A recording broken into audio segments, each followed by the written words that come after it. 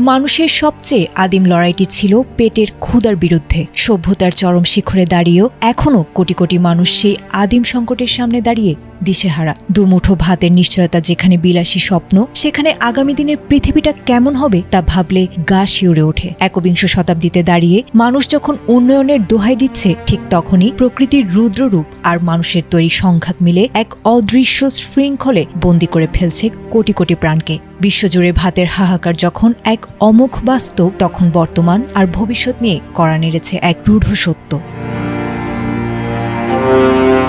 প্রকাশিত হয়েছে 2025 সালের global report on food crisis. জাতিসংঘ ও ইউরোপীয় ইউনিয়নের তথ্যের ভিত্তিতে তৈরি এ বার্ষিক প্রতিবেদনে বলা হয়েছে, বর্তমানে বিশ্বের প্রায় 26 কোটি 60 লাখ মানুষ তীব্র খাদ্য সংকটের মুখে। উদ্বেগের বিষয় হল, বিশ্বের মোট খাদ্য সংকটে থাকা মানুষের 2/3 বাস করছেন মাত্র 10টি দেশে। সেই তালিকার অন্যতম নাম বাংলাদেশ।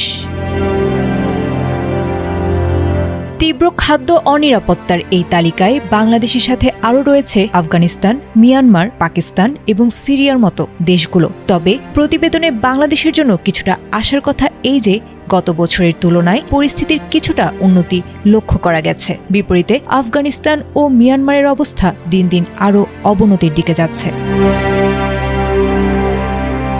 বিশেষজ্ঞদের মতে এই সংকটের পেছনে 3টি প্রধান দানব কাজ করেছে: যুদ্ধ, জলবায়ু পরিবর্তন এবং অর্থনৈতিক অস্থিরতা। একদিকে সংঘাতের কারণে ব্যাহত হচ্ছে সরবরাহ ব্যবস্থা, অন্যদিকে হরমুজ প্রণালীর সংকটে জ্বালানির দাম বাড়ছে হু হু করে। তেলের দাম বাড়ায় সার উৎপাদন ব্যয় আকাশচুম্বী হয়েছে, যার সরাসরি কোপ পড়েছে কৃষকের কাস্তেতে।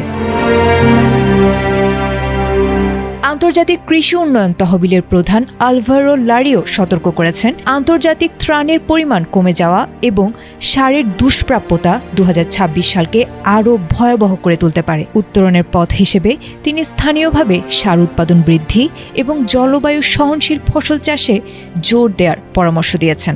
আগামীর এই ভয়াবহ খাদ্যযুদ্ধ মোকাবিলায় এখনই সমন্বিত উদ্যোগ না নিলে পরিস্থিতি যে নিয়ন্ত্রণের বাইরে চলে যাবে, সেই সতর্কবার্তা এখন বিশ্বজুড়ে।